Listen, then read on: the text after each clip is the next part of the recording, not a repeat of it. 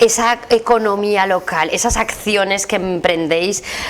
para informar, pero para concienciar, y sobre todo acciones para el pequeño comercio, que entiendo que, bueno, después de la pandemia, como ya hablamos antes de las vacaciones de verano, cuando tuvimos la oportunidad de tenerte aquí en plató,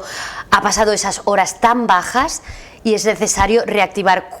¿Qué te transmiten los comerciantes como responsable final en el Ayuntamiento de la ciudad? ¿Cuál es su situación real en estos momentos? Al final el comercio es vida, y la vida en las calles, que se ha perdido durante estos meses previos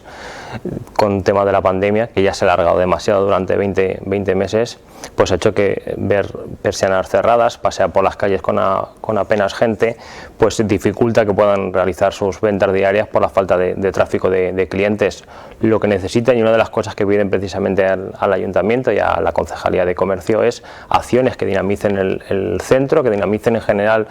todos los distritos, para facilitar que la gente se acerque a los comercios a comprar.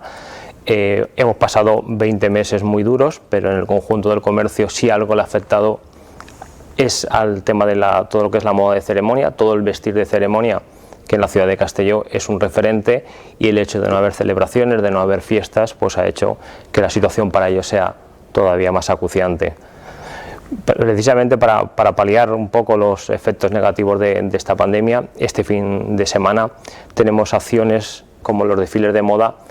que lo que hacemos con ellos es sacar la moda, desfiles de moda, de hecho lo hemos llamado la moda al teu costat, para acercar todos los productos, tanto de moda infantil como de moda mujer, moda hombre o ceremonia, para dar a conocer a la ciudadanía. No todo el mundo pasa por todos los comercios, pero sí que vamos a tener ahí un escaparate en el Parque Ribalta, aprovecho para decirlo, tanto el viernes por la tarde como el sábado en horario de mañana y de tarde, para dar a conocer toda esta moda de nuestros comerciantes locales.